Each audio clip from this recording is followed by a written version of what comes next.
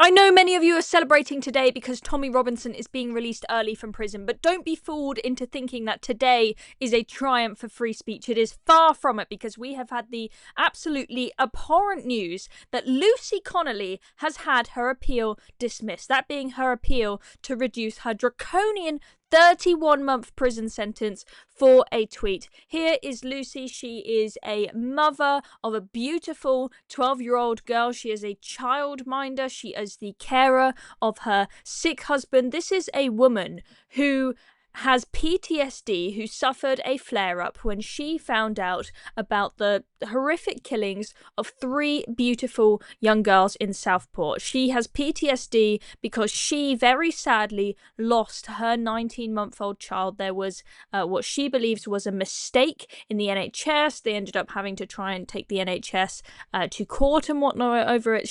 It was a very, very traumatic, distressing event for her to lose a child. So as you can imagine, seeing that 3 young, beautiful children, innocent little children, have been killed in the news would make you pretty angry. She fired off an angry tweet saying, set fire to all the effing hotels for all I care. Not a very nice tweet, right? But she was having a PTSD flare-up. She then calmed herself down, took the dog out for a walk, came back home, realised that was a silly thing to say, and she deleted it. Only 3 to 4 hours after posting it, she apologised. You would think maybe she made a little mistake, but that is not something that deserves a 31-month prison sentence. She has a medical diagnosis of this PTSD. This is not something she just made up in the courtroom. Yet she, a woman who should be at home, taking care of her lovely daughter and taking care of her sick husband who she cares for, she is behind bars, where other people who commit far worse crimes, like murder, rape, etc., are there too with her. And a lot of them who have committed far worse crimes than her have shorter sentences than her. You have people who are rapists receiving smaller sentences, shorter sentences than she is facing. Yet, the courts were unwilling to have her sentence reduced. Let's take a little listen to Toby Young explaining the detail of what has come out of this dismissal in the courts of her case. This is an extraordinary case. Just to reiterate, the tweet that Lucy Connolly sent said, set fire to all the hotels full of the, well, I can't say that word, for all I care. While you're at it, take the treacherous in government and politicians with them. I mean, to me, that doesn't sound like incitement, but clearly the court disagrees. Yeah, it doesn't sound like incitement to me either, Tom. The reason Lucy got such a harsh sentence is because she pleaded guilty to intending to incite serious violence. And part of the case that her barrister, paid for by the Free Speech Union, made in the Court of Appeal last week is that she pleaded guilty to that without knowing what the implications would be from a sentencing point of view. And that just to be clear, a lot of people are advised by their lawyers that you should plead guilty even when you don't believe that you are guilty, because you are advised you will end up being given a shorter sentence if you play ball and you plead guilty. Okay, anyone who's watched the Mr. Bates post office scandal will be very familiar with this, where people end up pleading guilty to make sure that they end up with a shorter sentence. So you can understand why she may have done that. Wasn't properly informed by her solicitor. Now, the Court of Appeal have rejected that argument. Another argument that her barrister, Adam King, made is that the judge should have taken various mitigating circumstances into account. For instance, one of the reasons she was so traumatized when she learnt of the murder of the 3 girls in Southport is because she herself had lost a 19-month-old son due to a mistake by the NHS. So she felt it particularly acutely and felt particularly angry about what had happened, wrongly blamed it on an asylum seeker, like many people did, because there was a vacuum of information at the time. But she also deleted the tweet, I think, as you've said, just about 3 hours after she posted it, and she apologized for posting it, and she subsequently posted tweets discouraging people from rioting. And none of that was taken into account by the judge, who gave her more than 2.5 years, 31 months. And what's so extraordinary about that sentence is that people convicted of participating in child sexual exploitation, members of rape gangs, have received lower sentences. There was a case in 2013 in Telford in which 7 men pleaded guilty to various grooming gang offences, one of which was having sex with a child prostitute, and I think 4 of the 7 people convicted in that case received a lower sentence than Lucy Connolly did. And you have to ask, what world do we live in which raping a child gets you a lower prison sentence than a single tweet, however offensive some people might find that tweet? Absolutely. Very strong point at the end there from Toby Young, asking the question, what world do we live in if raping a child gives you a shorter prison sentence than a tweet? There is absolutely no justification for that whatsoever. There is no justification for someone getting a lengthier prison sentence for a tweet than someone who raped a child. Okay, two-tier justice is well and truly alive and kicking in this country, and we're now hearing of more talk of the prison crisis getting worse and worse. The prisons are going to be full very, very shortly, and Keir Starmer thinking about more early releases from prison. Why isn't Lucy Connolly the first up for early release? Why wasn't she given a shorter sentence, at least on the basis that we have no space and we've got some, rapists and murderers that we need to make way for? Why don't we let out the nice mother who simply made a little mistake, put up a tweet for a few hours that was inappropriate, huh?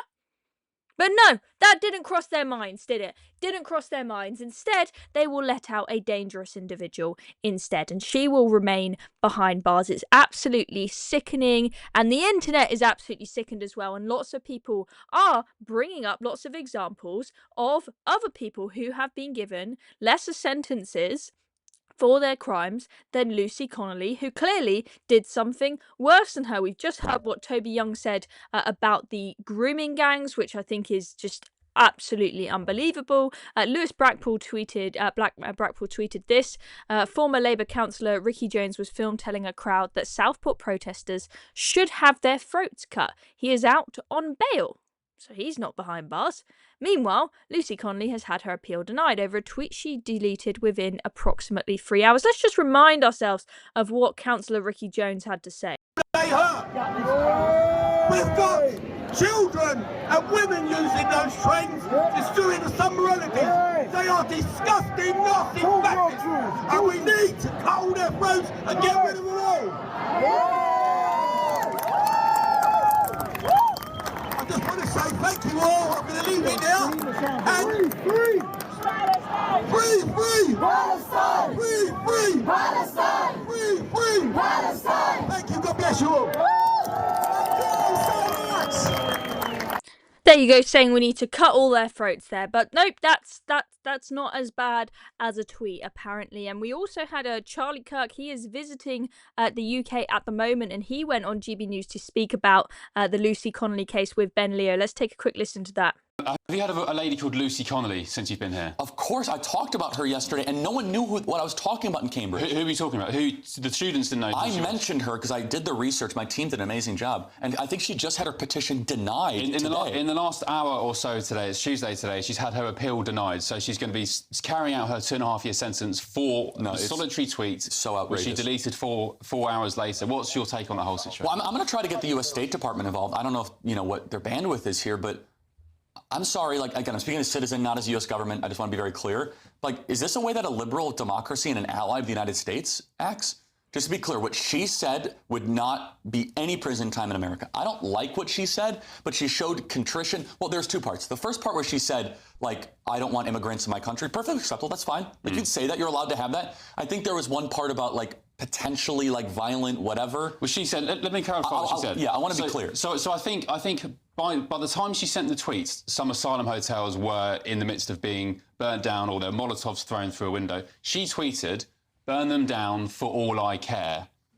You're allowed to say that in America. So the argument is, was she inciting violence there, or was she reacting to the images she was seeing? You could, and by the way, just to be clear, you guys have the wrong incitement threshold. In America, you need to have specific time and specific place in order to reach the incitement threshold. Every day people say, you know, well, someone should go kill Charlie Kirk. I don't like it. But that's protected speech. In America, we care about what you do, not about what you say. And then she showed contrition and she apologized. And from my understanding, when the police force showed up to her door, they asked her questions being like, you know, do you hate immigrants? No. She gave like very satisfactory answers and they still arrested her. And I just find it so outrageous that she's going to now jail for 2.5 years for a deleted social media post that she apologized for. As you guys have birthed free speech to the world, you now guys are becoming a totalitarian country. We birthed free speech to the world, and now we are becoming a totalitarian country. Those are the words there of Charlie Kirk. Pretty damning and very clear. This shit would not fly in America, to coin that old phrase. Okay, there is absolutely no way that Lucy Connolly would be behind bars in America if she had written that tweet in America. And I really do agree with Charlie that we need to have much clearer rules about what constitutes inciting violence, right? Because we had the CPS guy, you know, shortly after we had various people put in prison for tweets, there was that clip of the CPS warning us, by the way, if you retweet, not even post yourself, but just retweet a video from a riot, you could end up in prison. Okay, you could end up being charged for inciting violence. Because even though you haven't written something saying, go to this place and time and, you know, bring rocks and bricks and whatever to throw at police or the hotels or whatever, right? You haven't said anything like that. But apparently, you might be inciting violence because what you posted could inspire somebody to want to go to the riots and get involved. Okay, like that, it's so indirect what we consider to be inciting violence in this country, to the point where, you know, it is a massive infringement on free speech. Let's not forget Bernie, who was investigated by the police. You may have seen her on Twitter. She wasn't able to talk about the case for a long time, but then when she was finally NFA'd by the police, she was able to. But she, you know, she put up, you know, apparently the guy who killed the kids in Southport is, you know, a guy that came here on a boat.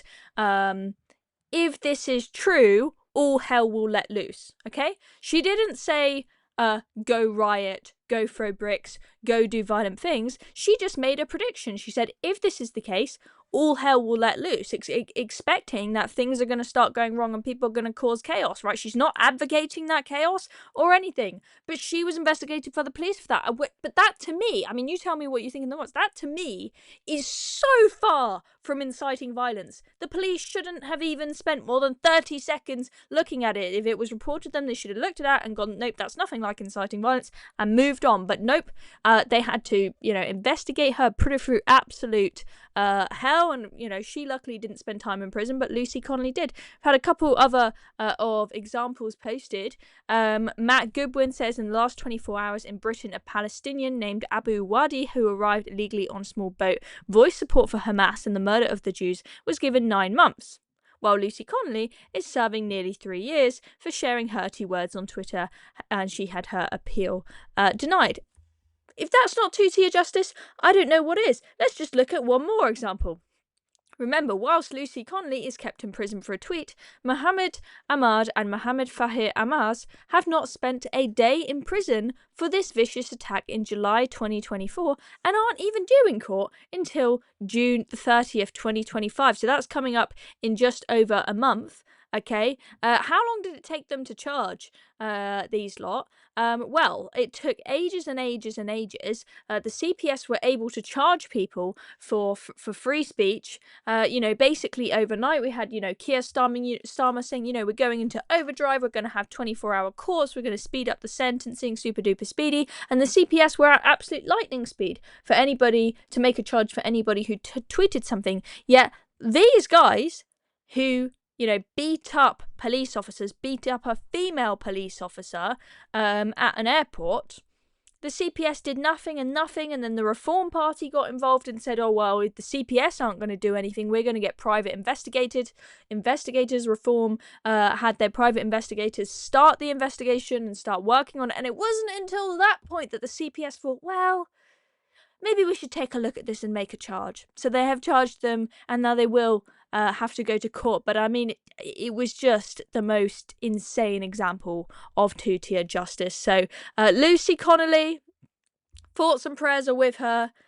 I'm so sorry for her having to spend that time behind bars for so long when she should be at home with her daughter and her husband and taking care of her family. I'm no legal expert. I don't know if there is any other opportunity for her to appeal. I hope that is the case in future. We're not going to be quiet about it. We're going to make sure that the courts know exactly what we think about this, and that Keir Starmer knows exactly what we think about this. And Charlie Kirk saying that he's going to go to the US State Department.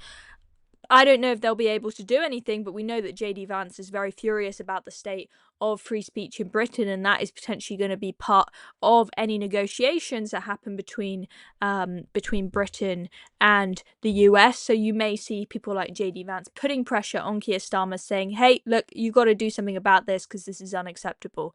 But Keir Starmer himself is an activist judge, let's be honest. But even if he steps out those shoes and he thinks there isn't a problem with this, he is not the judge ruling in this case. So I don't even know how much Keir Starmer can do.